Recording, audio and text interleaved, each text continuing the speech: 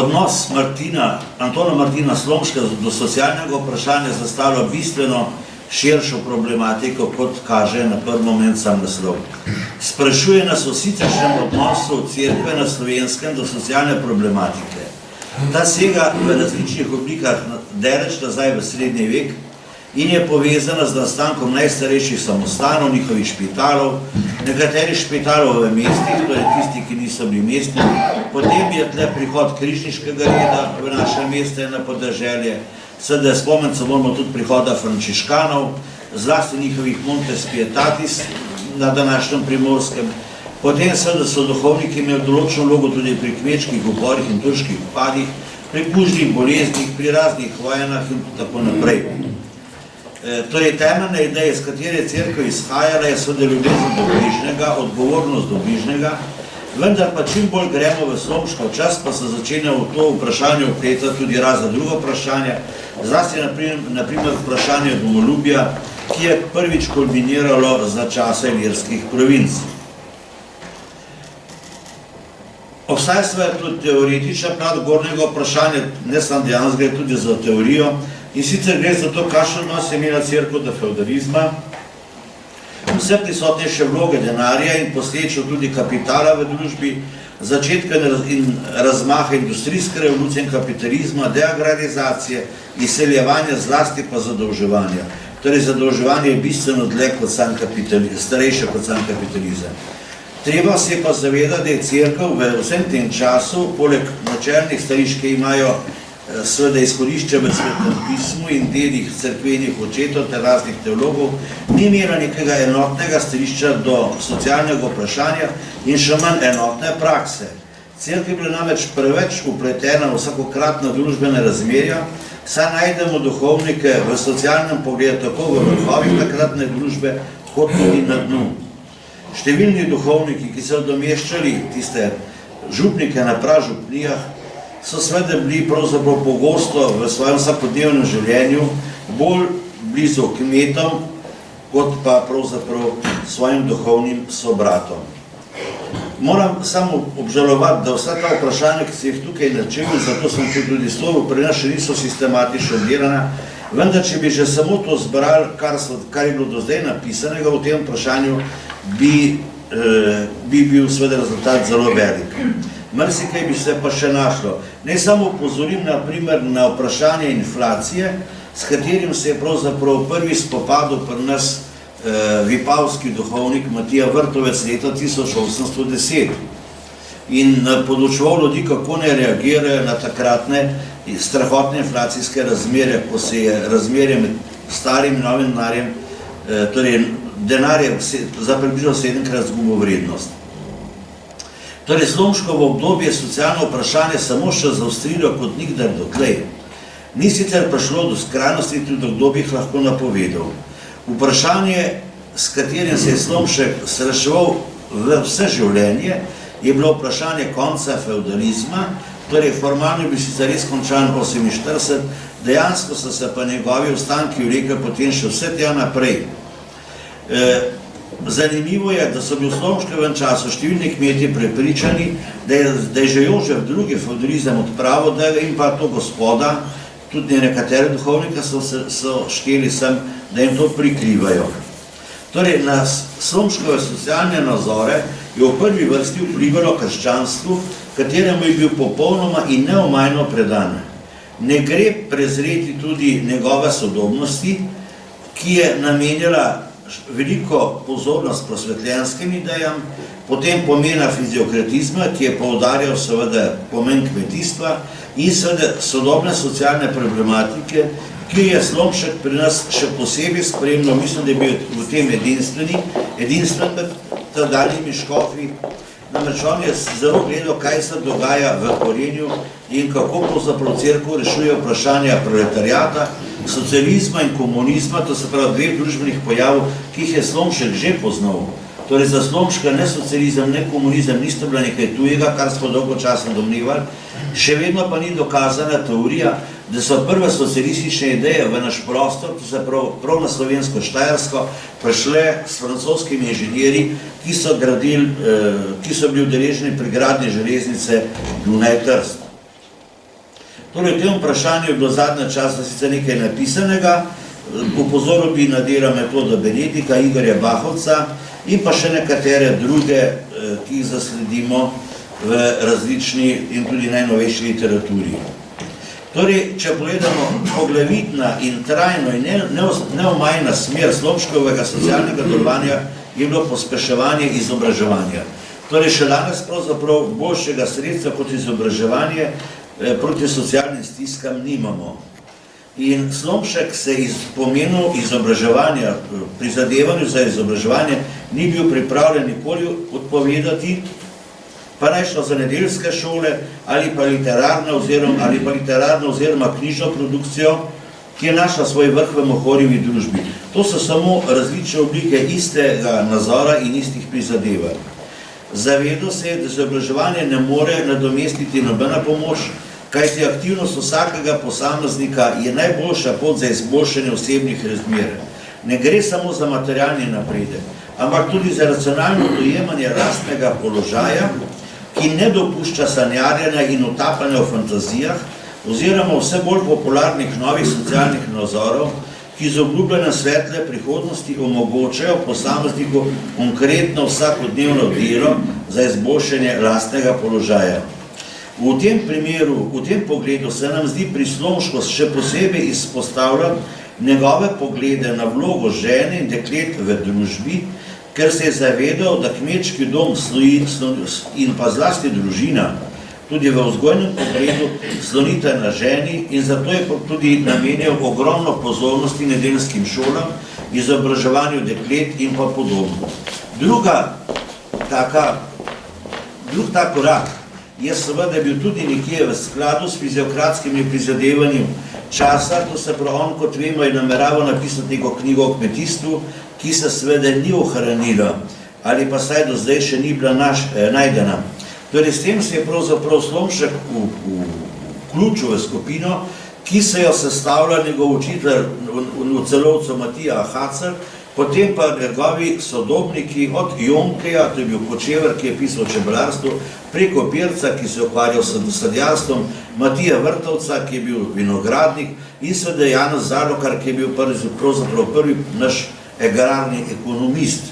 In vsi ti ljudje so imeli tudi osebne zveze, edin za Jonkeja ne vem, z Martinom Slomškom.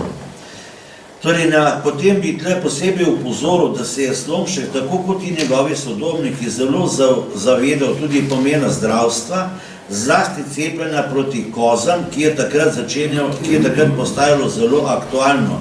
In, na primer, številni duhovniki so morali s prižnico znati, kdaj bo seveda prišlo do cepljenja in kako je treba v teh primerih ravnati.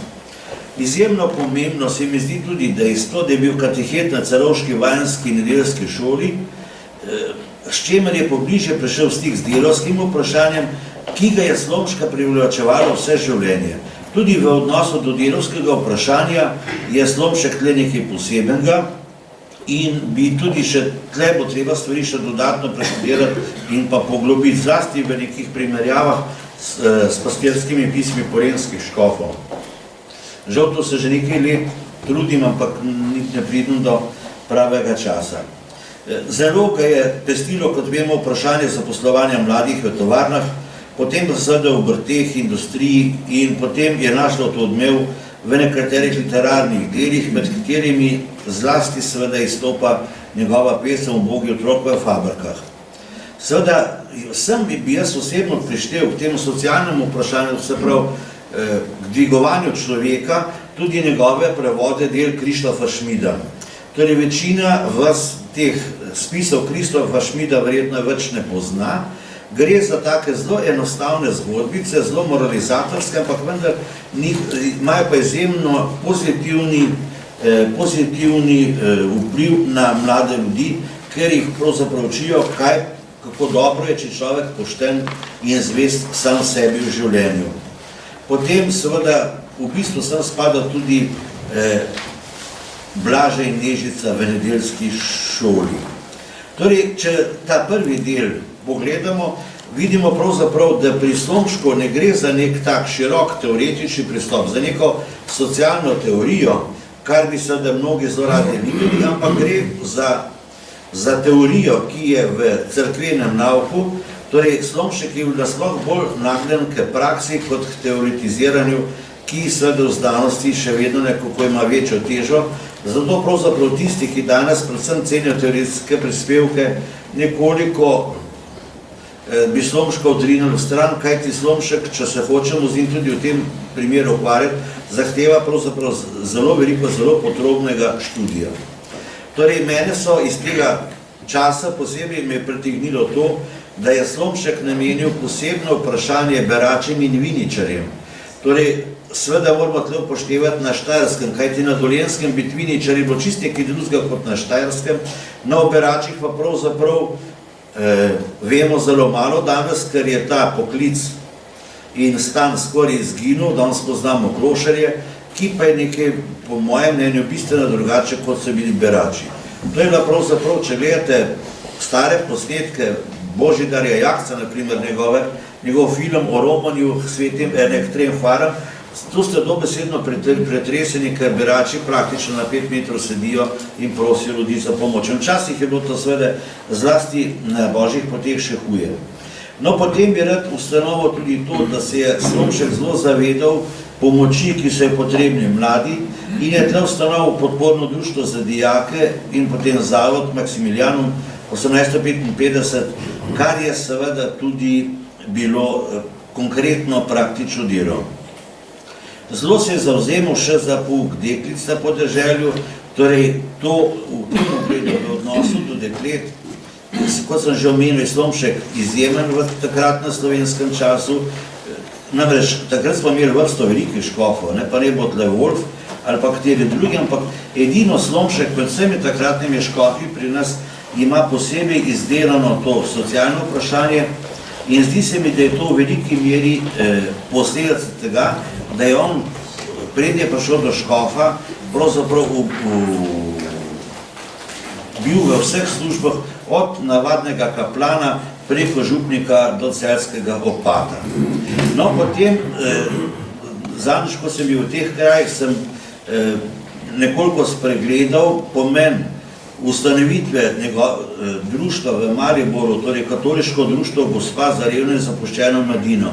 Namreč, jaz sem imel nekoliko averzije, pa tudi Slomšek je imel v začetku do teh mariborskih žensk, ker če pogledamo, namreč, takrat se veste, ni bilo Rdečega križa, ni bilo Karitas in je pravzaprav vsa dobrodelnost slonela na teh meščanskih ženskah, zlasti v časih, ko so bile take velike vojne, naprimer v Italiji in podobno, in so te mestne gospe potem zbirale razne povoje in pa podobno in to pošiljale vojakom. No, mariborske ženske, seveda so bile tudi take, Maribor je bil takrat majhen, pred njim sta bila pravzaprav tako Celje kot Ptuj, ampak vendar so bile aktivne. No in leto 1848 so te mariborske ženske, imen ne poznam, jaz poznam to samo iz časopisnih omemb, so bile dokaj radikalne in so zelo podpirale revolucije, celo mađarske upornike. Ko se tam na robu Maribora nekaj pobil, so šle robčke namakati, pa ne vem, neke podobne neumnosti so zgajnale. Potem, kar je bilo Slomšku še posebej odvratno, je to, da so te mariborske ženske pripeljale v Maribor Nemško svobodno katoliško cerkev, to je bila nekakšna sekta duhovnikov, ki so izstopili iz katoliške cerkve in moram reči, da je bila, takrat so se tega zelo ustrašili nekateri duhovniki. Škof Stepišnik, Slomškov naslednik, je o tem napisal vsaj eno, celo 2 knjigi. Naj pogledajte zdaj to ženstvo mariborsko, ki je bilo zelo radikalno. Slomšek potem, bi rekel, preobrazi, in to je moralo veliko istih žensk, ker številke izbire ni bilo, v katoliško društvo Gospa za revno in zapuščeno mladino. To je v Mariboru, ki je Slomška pravzaprav zaradi njegovega slovenskega navdušenja predvsej odklanjal, je to pravzaprav izjemen rezultat. In upam, da se bo še kaj našlo v arhivih, ker to bi bilo, gre za eno najstarejših pravzaprav takih politično-socialnih dejavnosti mariborskega ženstva.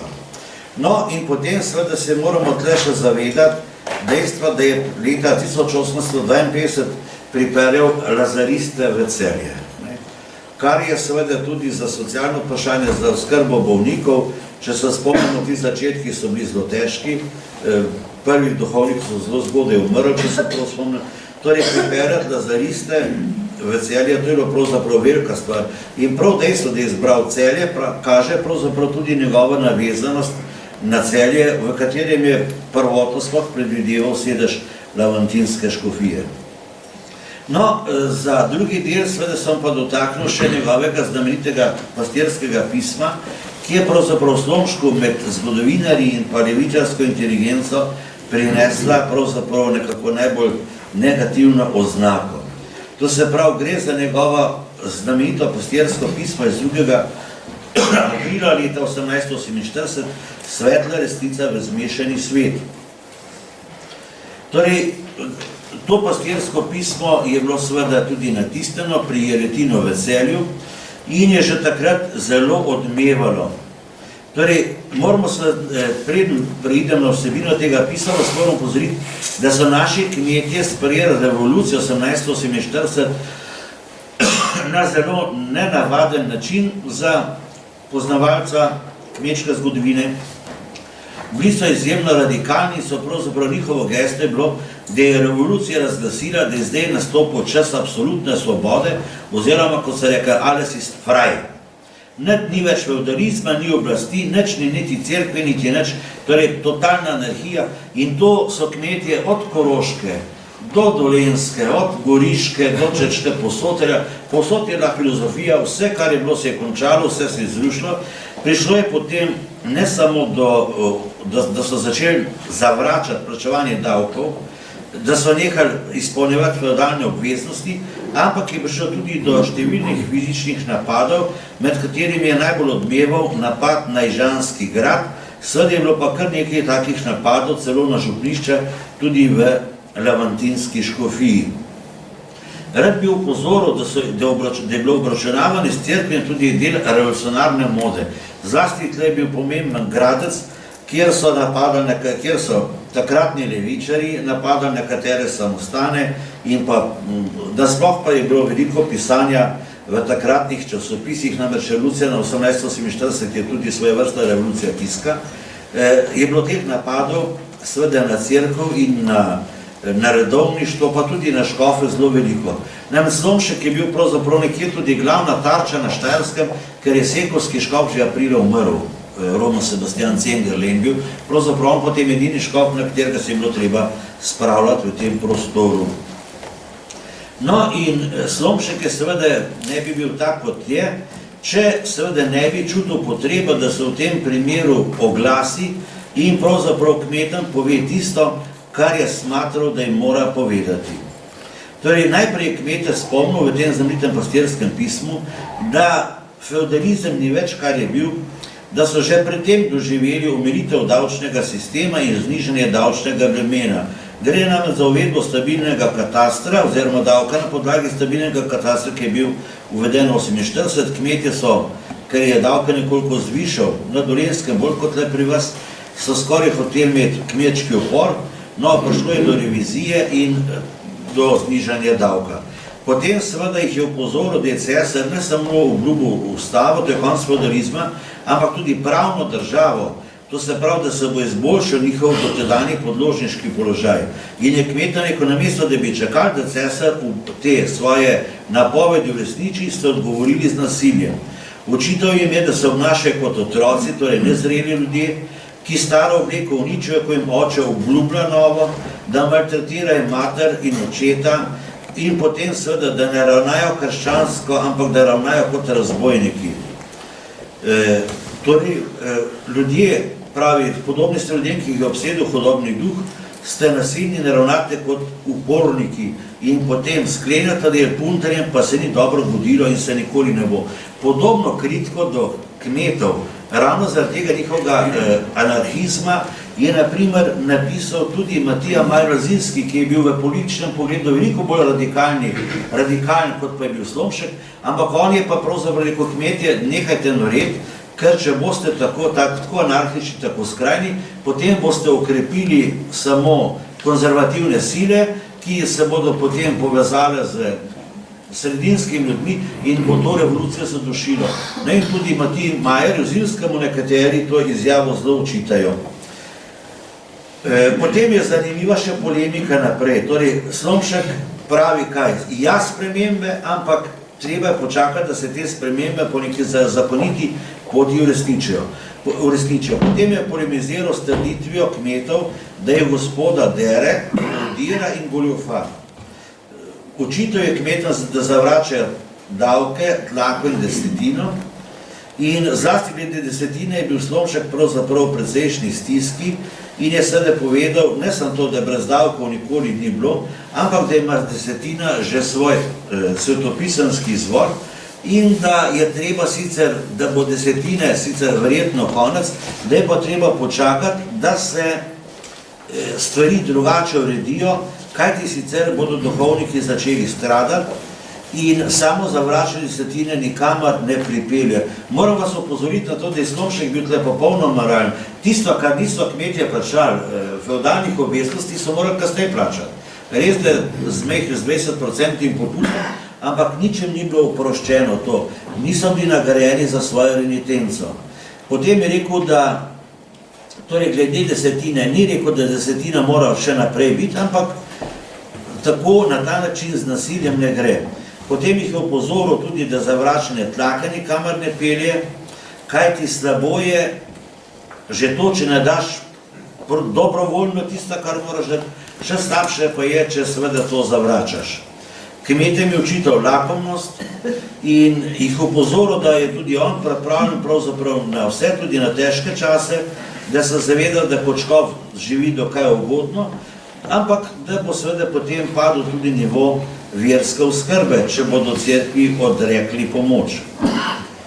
Drugače pa rekel, da se seveda s kmeti strinja, da goljufajo, da jih gospoda goljufa, da jim dela krivico, vendar to ni nobeno upravičilo za nasilje.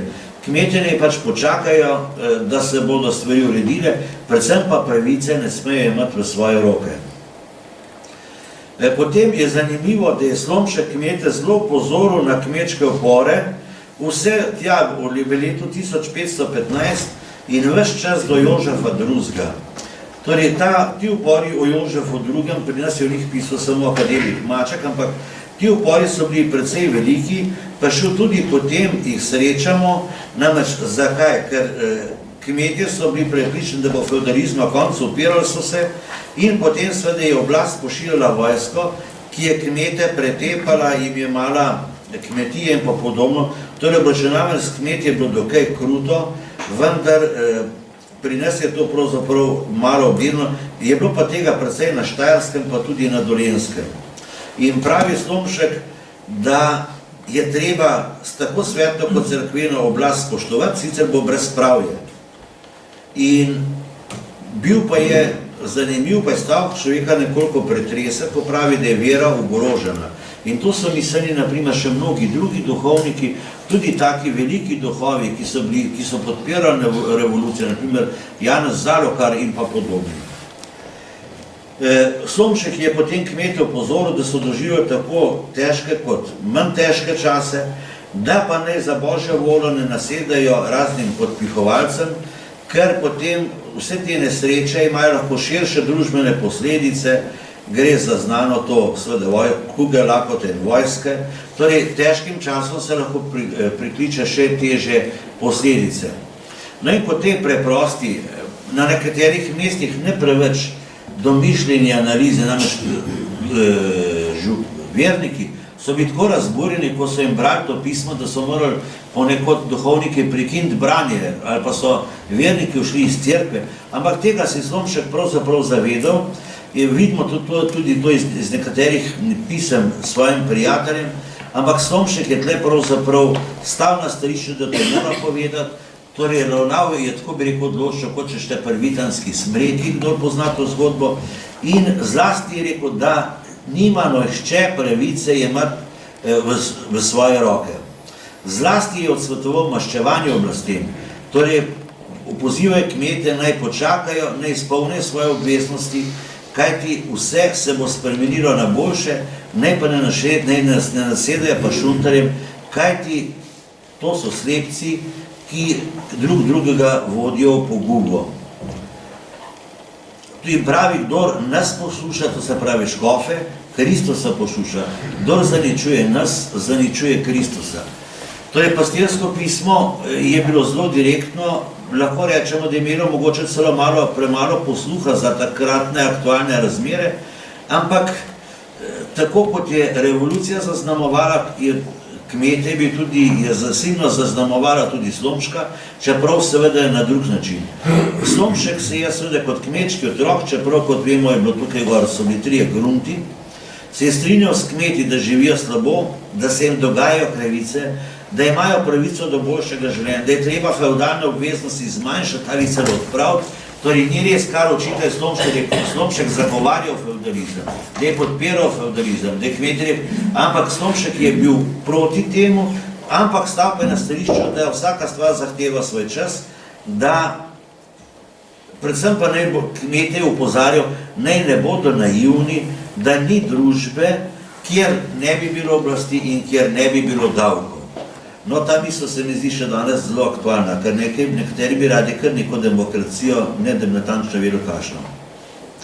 No in potem, zdi se mi, če pregledam Odmeve, pa ne bom govoril o imenih, na to Slomškovo pastirsko pismo, ki je Slomška označilo za največjega konzervativca v takratnem času v nekaterih delih, gre predvsem za dejstvo, da številni tega pisma, zgodovinarji, ki so o tem pisali, sploh niso brali. Sam sem se pogovarjal, pa mi je ne bom imena povedal, je rekel, ja, se rekel, pa zakaj si pa to napisal? Je rekel, zato, ko sem ga prepisal. Torej, tega branja je bilo premalo in predvsem pa se premalo to znamenito pastirsko pismo upošteva v času in prostoru in seveda pa moram se zavedati, da Kardela je sve to zelo motilo, kajti Slomšek je tle v tem pastirskem pismu absolutno zavrnil revolucionarno nasilje, na katerem pravzaprav sloni komunizem. In to je bila pravzaprav največja zamera Slomšku, ki kot veste, da je France Kidrič označil za največjega Slovenca po Cirilu in Metodiju. Tako da starejše, tudi liberalno slovensko zemljepisje, Slomško tega ne, ampak to se je zlasti tle po drugi svetovni vojni, so se pa grozno obesili na to pastirsko pismo, ki po še enkrat poudarjam, nima noter tistega, kar mu očitajo. No, povedal pa sem, da so potem seveda podobno kot Slomšek mislili še tudi nekateri drugi in zanimivo je, da niso bili deležni tudi naprimer Ambrož, ki velja za super radikalca političnega, on ni bil duhovnik, on je bil uradnik, ampak zanimivo, da samo Slomšku so te stvari učitali, kar seveda pokaže na to, da so Slomška pri nas pravzaprav vedno jemali ne samo kot, bi rekel, nekega velikega narodnega preroditelja, ampak tudi seveda kot duhovnika, zlasti pa kot škofa in se veste to pa v določnih delih slovenskega zgodovinopisja ni bilo nekoliko preveč zaželjeno. Hvala lepa.